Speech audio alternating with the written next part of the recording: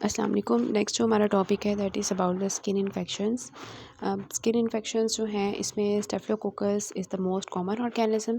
फिर ये है कि सबसे ज़्यादा इम्यूनो कॉम्प्रोमाइज्ड जो लोग होते हैं उनके अंदर होता है, लाइक डायबिटिक्स हैं, स्टेरॉइड्स यूज़ कर रहे हैं, कैंसर के पेशेंट्स हैं, उनके अंदर ये ज़्यादा होते हैं।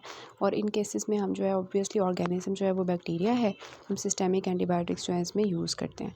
इसमें कौन कौन सी चीज़ें आ जाती हैं? बॉयल है, कार्बंकल है, सेलुलाइटिस है, हाइड्रोनेटिस सुप्रावेटा है। ठीक है, तो ये पहले आपको अगर याद हो, हमने डर्मेटोलॉजी मेडिसिन में ऑलरेडी इनको डिस्कस किया हुआ है, यहाँ पे हम जस्ट गो थ्रू करेंगे। ठीक है, बॉयल का दूसरा नाम होता है फ्रंकल। इसमें क्या होता है कि जो हेयर फॉलिकल्स होते हैं उनमें से अगर एक हेयर फॉलिकल, ये हेयर फॉलिकल्स है ना, तो अगर एक हेयर फॉलिकल जो है उसका इन्फेक्शन हो जाता है तो उसको हम कहते हैं दिस इज़ फ्रंकल और बॉयल। तो इसमें एक्यूट स्टेफ्लोकोकल इन्फेक्शन होता है हेयर फॉलिकल का, जिसको फॉलिकुलाइटिस कहते हैं। और उसके साथ जो भी उस हेयर के साथ, उस बाल के साथ जितने भी ग्लैंड्स होते हैं उनके साथ उनका भी इन्फेक्शन हो जाता है, फिर अल्टीमेटली वहाँ पे एब्सेस बन जाती है। ऑब्वियसली यहाँ पे इतना वो इन्फेक्शन हुआ हुआ है तो ये पेनफुल होगा, स्वेलिंग हुई होगी और फिर आहिस्ता आहिस्ता इंक्रीज़ करता जाएगा। ठीक है, फिर वहाँ पे एक सेंट्रल डिस्चार्जिंग साइनस बन जाएगा। अगर हम इसको अकेले ऐसे ही छोड़ देते हैं, हाँ छोड़ दो खुद ही ठीक हो जाएगा, नहीं, ये जो है बाद में क्या करवाता है, सेलुलाइटिस करवा देता है। तो इसका ट्रीटमेंट क्या होगा? वो जो गंदा बाल है उसको रिमूव कर दो। ठीक है, रिमूवल ऑफ हेयर और स्मॉल इंसिजन एंड ड्रेनेज। दूसरा होता है कार्बंकल, ये जो आपको नीचे नज़र भी आ रहा है।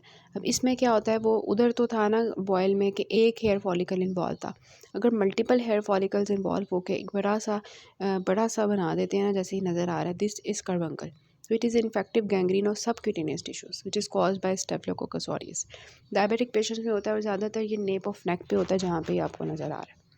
पैथोलॉजी क्या होती है? सबसे पहले वो एक हेयर फॉलिकल को इन्वॉल्व करता है, पेरी फॉलिकुलाइटिस होता है।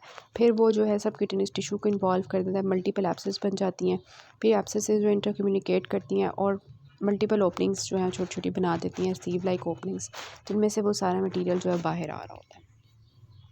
ठीक है, तो अपेरेंस जो है इसको हम कहते हैं क्रिबरी फॉर्म अपेरेंस। और ये कार्बंकल की जो है ना एक करैक्टरिस्टिक होती है। देखें, ये हमारे पास है ना एक बड़ी सी बनी हुई है। ठीक है, तो इसके अंदर क्या होगा, मल्टीपल डिस्चार्जिंग साइनसेस खुल जाएंगे जिसमें से पस बाहर आ रही होगी। तो ये जो पस इसमें से बाहर आ रही होगी, ठीक है, ये जिसमें से पस बाहर आ रही होगी, ये सब में से मल्टीपल होंगे, ये एक क्रिबरी फॉर्म से अपेरेंस दे देंगे। ठीक है, तो इस वजह से ये हमारी इसकी कैरेक्टरिस्टिक होती है कार्बंकल की। तो इसका जो ट्रीटमेंट होगा वो क्या होगा? डायबिटिक्स हैं तो उनका गुड ग्लाइसेमिक कंट्रोल करो, उनको जो है वो उनकी सर्जिकल ड्रेनेज करो। उसके बाद जो है उनको एंटीबायोटिक दो जिसमें क्लोक्सासिलीन है। और उसके बाद जो है क्या करो कि अगर वो स्किन बहुत ख़राब हो गई है तो स्किन ग्राफ्टिंग कर दो। ठीक है, so this was about the folliculitis and boil. Next है सेलुलाइटिस। सेलुलाइटिस जो है it is non suppurative invasive infection of the dermis and subcutaneous tissue. ठीक है, तो बॉयल और फॉलिकुलाइटिस में ना ऐसा जितना डीप नहीं जा रहा था, अब सेलुलाइटिस में सबक्यूटेनियस टिश्यू भी इन्वॉल्व हो जाएगा। इसमें जो ऑर्गेनिजम्स हैं वो हैं स्ट्रेप्टोकोकस हैं, स्टेफिलोकोकस है और क्लोस्ट्रीडियम परफरेंजेंस हैं। ये क्या करते हैं, ये हाइलुरोनिडेज और स्ट्रेप्टोकाइनेज जो है वो प्रोड्यूस करते हैं, जिसकी वजह से क्या होता है, वहाँ पे जो है वो जितना भी सेल का इंट्रासेलुलर मैट्रिक्स होता है, फाइब्रिन बैरियर होता है, वो सारा ख़राब हो जाता है। एंजाइम्स जो हैं वो स्प्रेड करते हैं और फिर क्या करते हैं कि रेडनेस करवा देते हैं, साइंस ऑफ इन्फ्लेमेशन बना देते हैं। ये आपको नीचे नज़र भी आ रहा है, क्या नज़र आ रहा है? रेडनेस नज़र आ रही है आपको, और इसमें जो है स्वेलिंग नज़र आ रही है। इसके अलावा हाथ लगाओगे बहुत आपको गर्म फील होगा और बहुत ज़्यादा दर्द हो रही होगी पेशेंट को। ठीक है, टेंडरनेस होगी। इस तरह से ये पैर होता है। ज़्यादातर ये लोअर लिम्ब को इन्वॉल्व करता है, हेड एंड नेक भी इन्वॉल्व हो सकती है बच्चों के अंदर। एम्ब्लाइकल रीजन जो है वो न्यूनेट्स में इन्वॉल्व हो सकता है। प्री डिस्पोजिंग फैक्टर्स क्या हैं सेलुलाइटिस के? वूंड्स हैं, सर्जरी है, स्क्रैच है, टैटूइंग है, स्किन इन्फेक्शंस हैं। ठीक है, अगर ये कॉम्प्लिकेट कर जाता है तो क्या होगा, ये पूरी बॉडी में फैलेगा, सेप्सिस करेगा, शॉक करेगा, मल्टी ऑर्गन फेलियर करेगा। जैसे ट्रीटमेंट क्या होगा, सिस्टेमिक एंटीबायोटिक्स होंगी, सपोर्ट थेरेपी होगी जिसमें एनसेड्स हैं पेन के लिए और लिम्ब एलिवेशन है। ठीक है, अगर लार्ज एरिया है तो उसके लिए हम आईवी एंटीबायोटिक्स देंगे, प्लस हम जो है वो एंटीबायोटिक कवर भी देंगे। लिम्फेंजाइटिस भी जो है इसमें होता है, जिसमें पेनफुल रेड स्ट्रीक जो है लिम्फेटिक्स में बन जाती है। ठीक है, लुडविग्स एंजाइना जो है इंपॉर्टेंट नहीं है, लेकिन ये आपने ईएनटी में पढ़ा होगा गर्दन के नीचे बड़ी सी जो है ना एक स्वेलिंग बन जाती होती थी, ठीक है, सब मेंटल या सब मैंडिबुलर रीजन में एडिमा हो जाता था, ठीक है। और इसमें एनारोब्स इन्वॉल्व होते हैं, स्ट्रेप्टोकोकल और एनारोब्स, ठीक है। अच्छा, उसके बाद ऑब्वियसली गर्दन के नीचे इतनी बड़ी चीज़ बनी होगी जो कि स्वेलिंग है सब मेंटल रीजन में, तो वो क्या करेगी, एयरवे कॉम्प्रोमाइज़ करेगी ऑब्वियसली, ठीक है। और इसके अलावा जो है ना एक तो एयरवे ऑब्स्ट्रक्शन करेगी, दूसरा बहुत स्मेल आ रही होगी इसमें से, जिसको कहते हैं पुट्रेड हैलिटोसिस। ट्रीटमेंट क्या होगा, क्योंकि ये जो इतनी बड़ी स्वेलिंग है गर्दन के ऊपर, मतलब सब मेंटल रीजन में चिन के नीचे, तो इसकी वजह से एयरवे कॉम्प्रोमाइज़ हो रहा है। हमने एयरवे मेंटेन करनी है।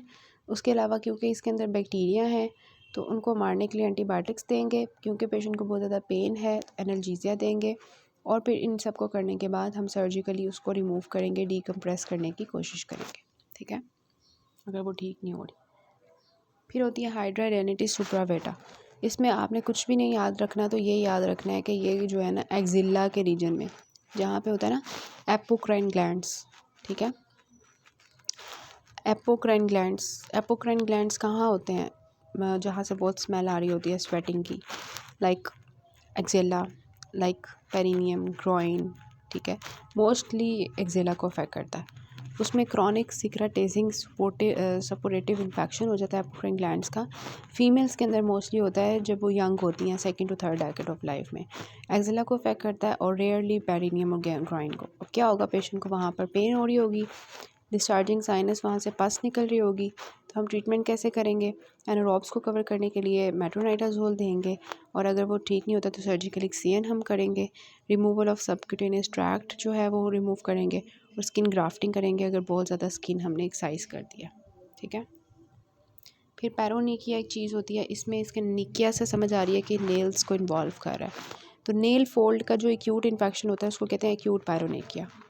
अब इसमें क्या होता है, नेल फोल्ड जो होता है वो बहुत ज़्यादा रेड स्वॉलन टेंडर हो जाता है, उसमें पस आना शुरू हो जाती है, ठीक है। अगर तो पस इतनी ज़्यादा नहीं है तो उसकी वजह से फिर हम उसके लिए क्या करते हैं, स्प्लिंटिंग और एंटीबायोटिक्स देते हैं, फ्लूक्लोक्सासिलोन एंड एंटीसेप्टोकोकल ड्रग। अगर पस है तो फिर उसको इंसियन एंड ड्रेनेज करते हैं।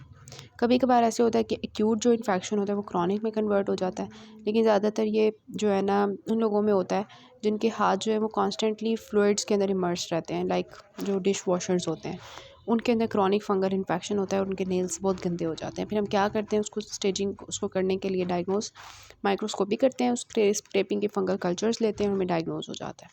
ट्रीटमेंट क्या है कि हाथों को पानी के अंदर कम से कम रखा जाए, कीपिंग द हैंड्स ड्राई, और एंटी फंगल ऑइंटमेंट दे देंगे, ठीक है। तो एक्यूट जो था वो उसमें बैक्टीरिया थे और क्रॉनिक में फंगल है उन लोगों के अंदर जो कॉन्स्टेंटली पानी के अंदर अपना हाथ रखते हैं। नेक्स्ट है इनग्रोइंग टोनेल।